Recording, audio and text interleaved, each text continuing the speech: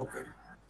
To my respective teacher and my friend, our topic for the project is Indian paper currency recognition applying deep learning techniques using transfer learning. Next.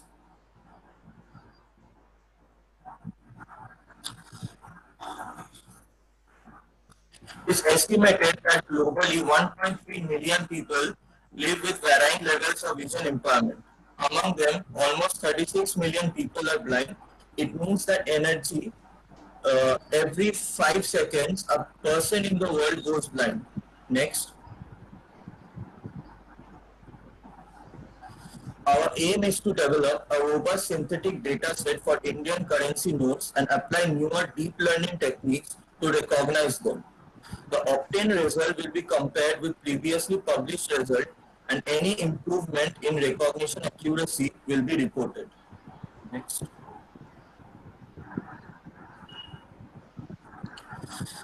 There are five major parts of our project: analysis, data collection, deep learning, and application building.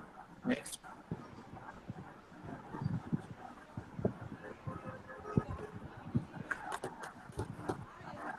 We have used four currency denominations from Mahatma Gandhi series, which is most widely used currency series in our country, namely 10, 20, 50, and 100. Next, Ronoja.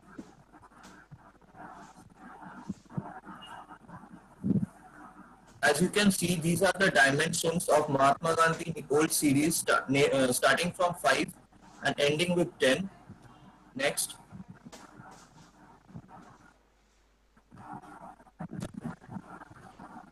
We use 10, 20, 50, and 100 for our project. These are the front side and the back side of the Indian currency note.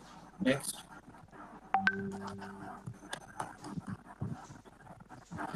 The challenges we faced while making our project. There are mainly five challenges in Indian currency recognition. First is deformation of image. It may cause due to improper scanning or poor currency quality. Effect of resolution. The resolution mainly depends from where the picture is taken. Presence of graphics. Along with the numeric part, there is also the presence of 9-digit unit code and graphic, which makes it difficult to get desired output. Complex background texture and color. A currency doesn't contain a unicolor background due to its complex texture. It may deviate from the aim. Different background scenes. To get any accurate result, it must work on all environment and enough light to study the image. Next.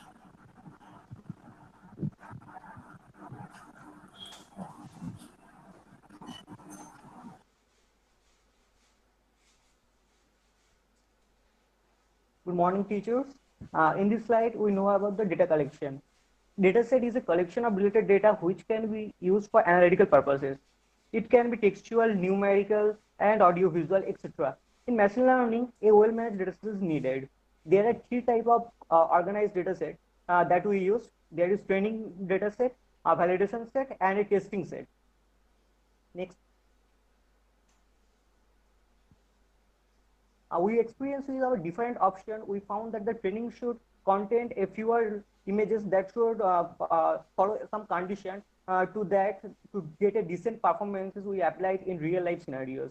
We created our own database. Apart from that, we have not used any outsider or any external database. So I like to point out some uh, option that we use in our database. The condition should occupy at least 1/4 of the whole images, and there should be some foreground object or the background should be as diverse as possible. The currency node should be in both side images taken, and the currency node may be folded in half or not more than that. Next, we selected four of the most commonly used Mahatma Gandhi series nodes. Each illumination selected were collected by four different smartphone cameras. Our goal was to generate around 400 to 500 images to each class that can be used as train validation or testing set. Next, here you, here you can see different images of notice with different backgrounds and different foregrounds.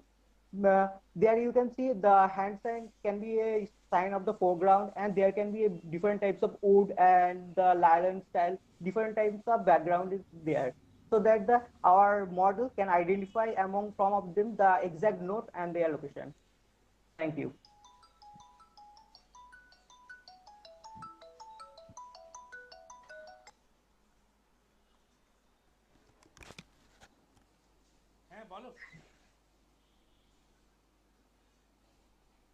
All right. Good morning, teachers. Ranaja, next slide.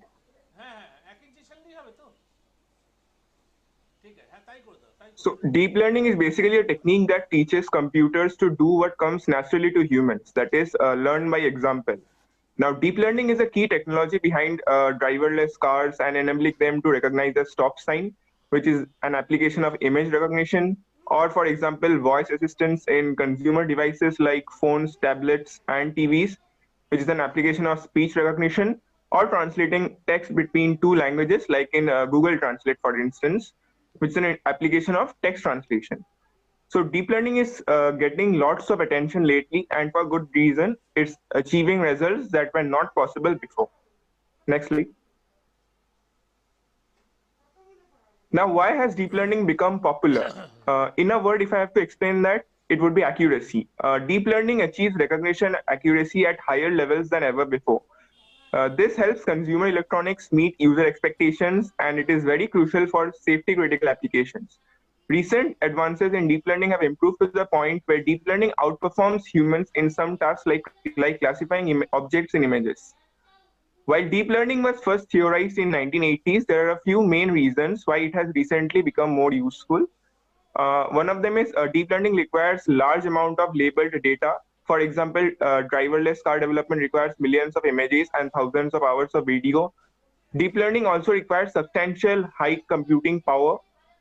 Also, deep learning algorithms have become more efficient with time to utilize the parallel architecture and sheer processing power of modern GPUs. Next.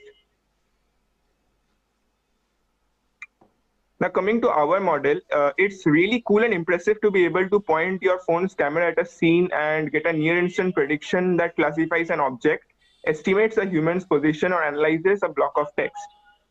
But in and of themselves, those ML tasks aren't always actionable inside a mobile experience. That is why choosing the right model was a significant challenge in our project. One of the biggest practical consideration is the speed versus accuracy trade-off. Now, researchers have developed a wide variety of architectures to match the different use cases that applications might encounter in the real world. And one such model is MobileNet, which is appropriate for our scenario as we are running the model on a computation limited mobile device. Next.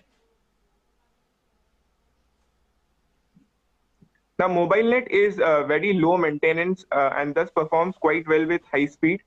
There are also many flavors of pre-trained models with the size of the network in memory and on disk being proportional to the number of parameters being used.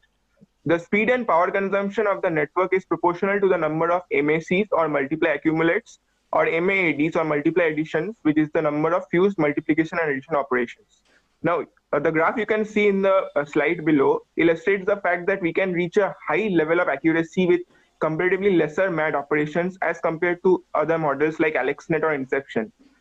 We can see that MobileNet here is represented in green and attains a higher slope than AlexNet, which is represented in orange, which only signifies that it can attain higher accuracy for comparatively lesser MAD operations.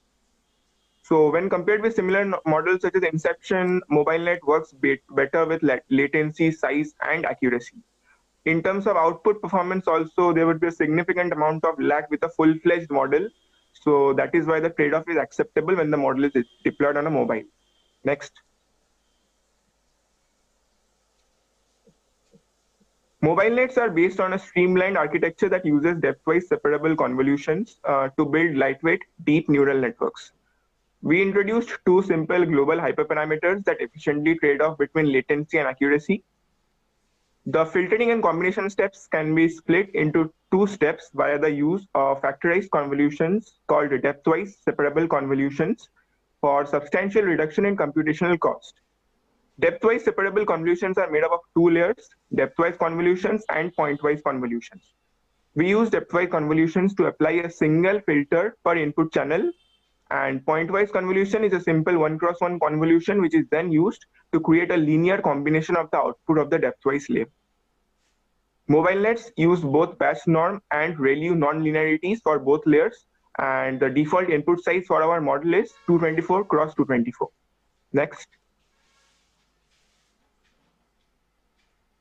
Now coming to the overall architecture of the mobile net, it has 28 layers with convolutional layer with stride 2, depth-wise layer, point-wise layer that doubles the number of channels, depth-wise layer with stride 2, again a point-wise layer that doubles the number of channels, and so on. All layers are followed by a batch norm and ReLU non-linearity with the exception of the final fully connected layer, which has no non-linearity and feeds into a softmax layer for classification. Thank you.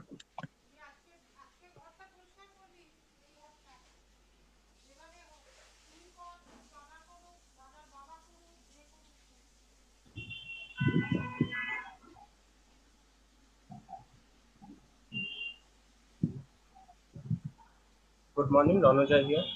So coming to the next part, for building and training the model, we chose to use two techniques to solve our problem of small datasets.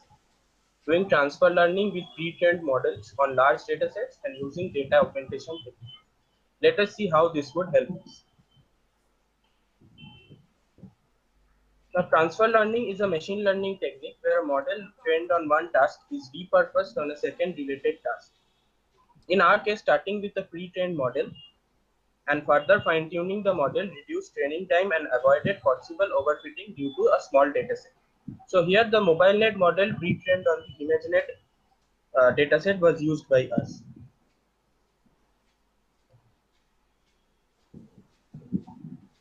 So here we can see how we have applied transfer learning in Keras in TensorFlow 2. What I have done is that I have trained only the last two layers and used the top 10 layers of the model so that the rest of the layers can train normally and the weights are back propagated to the previous layers. This is usually done in transfer learning.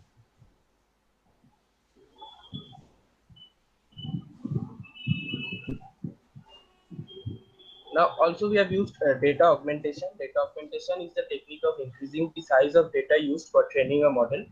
For reliable predictions, the deep learning models often require a lot of training data, which is not always available. Therefore, the existing data is augmented in order to make a better generalized model and prevent possible overfitting. Common data augmentation techniques like shifting the images, zooming in or out of the images, and rotating the images were implemented using the Keras API of TensorFlow 2, as we can see here.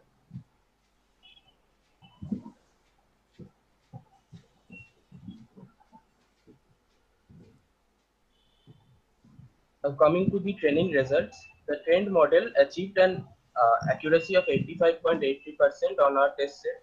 Now this might seem low, but this is very significant because the test set contained blurry and lower resolution images in darker lighting conditions in order to better test the model. The corresponding confusion matrix of the predictions is also shown here.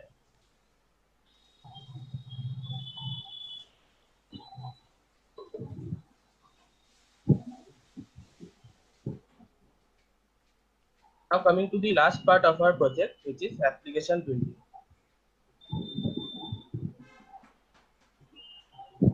And this is the end-to-end architecture of the whole project, where we collected our currency dataset first, and then we trained in Google Colab on the MobileNet MobileNet model, and then deployed it in an Android app using the TensorFlow Lite, which can be later consumed by the end user.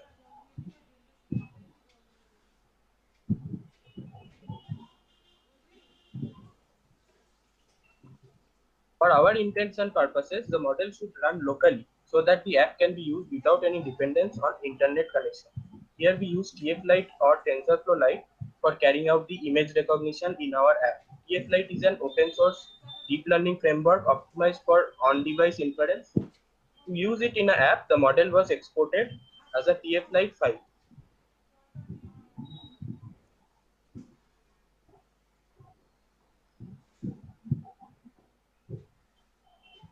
Now coming to our limitations, our system is not a complete solution to the Indian currency recognition yet. It currently has support for 4 currency nodes. And we have used MobileNet version 1 for our project, of which version 2 and 3 have recently come out, which may provide better training time and accuracy. And also, as we will see later, that our Android app is very in a very early prototyping stage, which does not have audio feedback for visual impaired yet, but it can be added very easily later.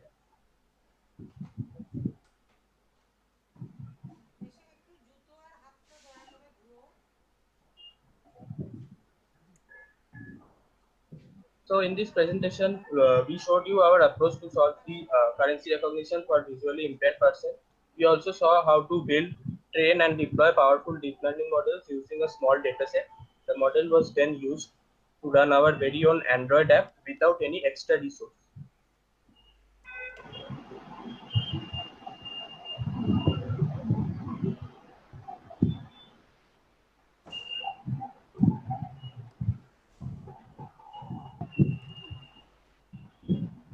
Now, regarding the technology used, all related deep learning code was run on the Google Colab platform without any extra paid resources. The system specifications of the free tier of the platform are given for reference.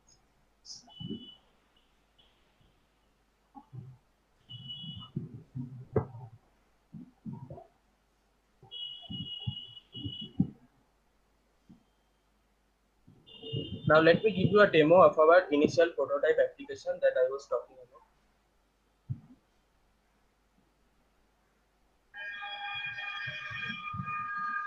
I will connect with my mobile at first, then I can present you from the mobile also.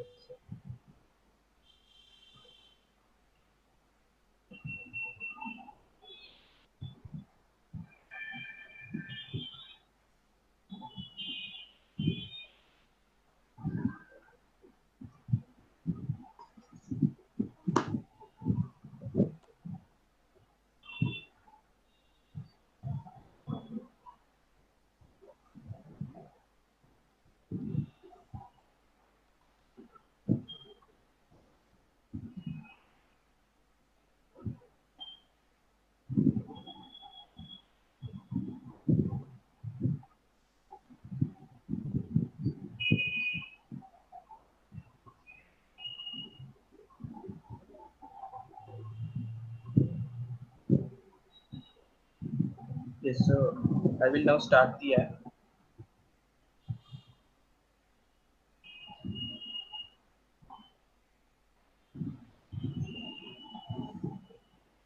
So this is the app we have developed, and we can see that the topmost part of the app has the window for the live video from the main camera, and in the bottom side of the screen we can see that our predictions will show here with the probability on the right with which it was predicted, and the frame and the different views and inference time.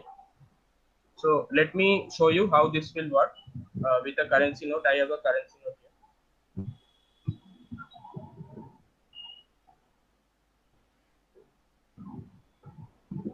So if I show the 20 rupee note here, so you can see on the bottom of the page that it is showing 20 with a probability of almost 100%. If I show the back side of the note as well, it will still recognize it as a 20 rupee note.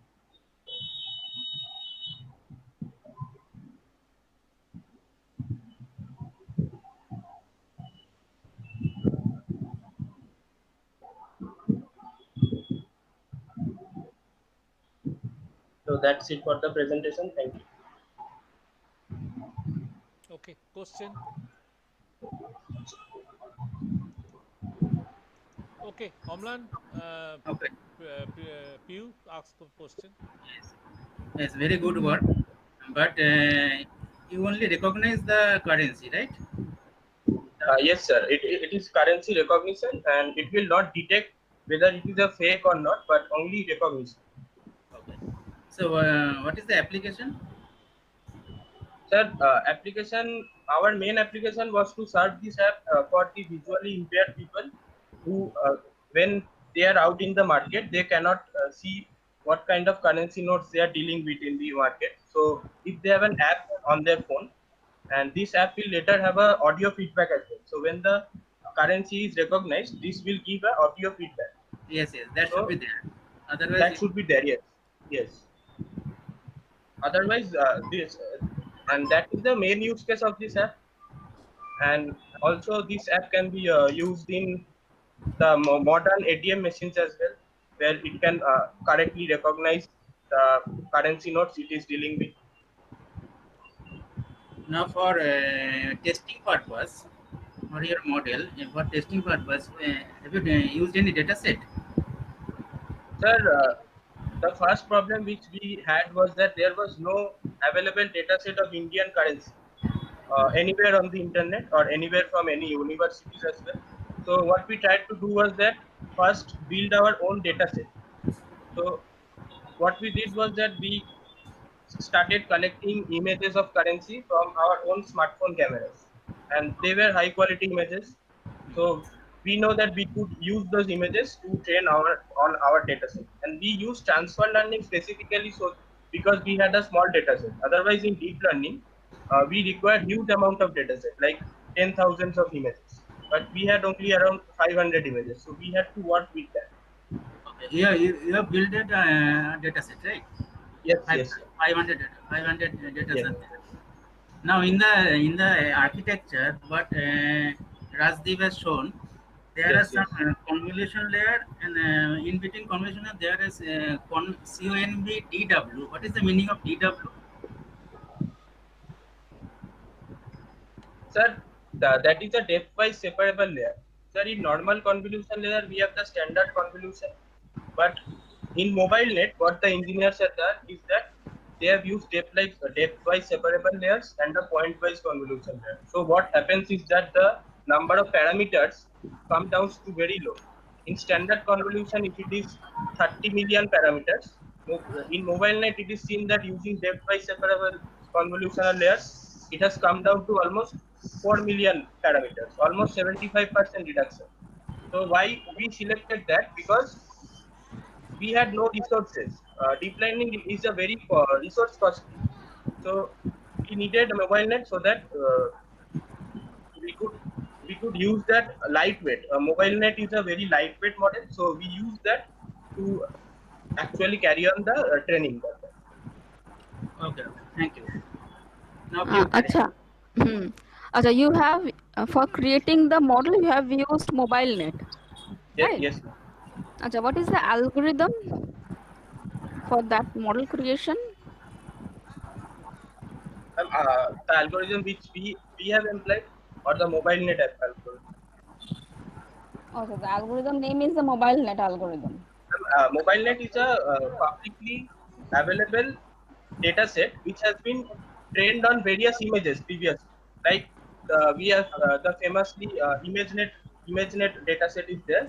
So what engineers at Google have done, they have created a model and they have trained on thousands of images. What we have done is that we have taken the MobileNet model, which is a very lightweight model, and we used it for our own purpose. In transfer learning, what it is done is that we take a model, similar model, and we train it on our custom dataset, so that the performance is very good, but the training time is very low because we had limited resources. As you know that Google Colab only gives us only 12 hours of free time. So using only 4 currencies and 500 images, if I wanted to use a similar another model like AlexNet or better BGG, it would take me around 24 to 36 hours based on my laptop configuration. So we use that lightweight mobile net model. It is a very good model tested on the ImageNet dataset, and Acha. it worked very well for our currency images as well, as you could see. Okay, okay. Acha, does your model recognize the nowadays currency? All those currencies? Uh, No, ma'am. no, it only recognizes the older currencies of the older Mahatma Gandhi series, that 10, 20, 50, and 100. Okay, it is going to extract the number from the image. No, no, it does Value. not work like that. It is not extracting the currency value. It is what it is done is that it is extracting the image features. So Acha. like the color of the currency note or the various patterns. It is actually doing pattern recognition, not the Acha, acha. font recognition. No, Okay, okay. It's not text recognition, it is just no, no, it is a pattern recognition. okay. Thank you, sir. Sir, Yes, yes. Very good presentation. I am proud of you. But I have certain points to just to suggest, and don't immediately answer it. You listen everything first. Actually, for them, excuse me. Actually, there is a competition, and from Reserve Bank of India around 8 months back, that they Yes, urgently sir. need a app for the note recognition. For this is the reason. It is for the real life reason we have come out, and we are now planning it to place it to Google Store with, I think, Ranoja, I think they are really agreeing. We have to put it Yes, in the yes. Google Store, and with all the notes are circulating. You cannot be half built, so they can No, no. quickly do this because they have another 1 week and 2 week at time. So it has to be in the Google Store, because for putting it in the Google Store you need certain verification and all these things. So it would be already Reserve Bank of India is already an app. So we try to make it for because at the Government of India's competition only we are, but we have not submitted because now the app is ready, almost ready. This is we are doing it. And also I request Ranoja, everything is good, but the box pattern you have said that 20, it should be more closer. The 20 it goes far away. So if you see in certain Facebook, no, you just put a square box. You have put it is a rectangular box. Left hand side Yes, yes. 20 and rightmost point 99.8. I think that you can do it at the point itself where you mark 20 and you put it there in a Facebook, like Facebook, like the face detection. That is one, that is minor Okay. thing. It is a, I think it is a few lines code. And another thing, Ranjay, I found it that you should detect watermark also. I think you can do it because you have done all the pattern recognition. So it will can go for counterfeit measure also, local, and also try with certain fake notes. I know it is difficult, but you can print it out. You take the scan and print it out and take the printer output so that it can detect is a fake note. Then it will be full-fledged application. And okay, that's my suggestions. Good work. Okay. Very good Thank work. you. Thank you. Okay.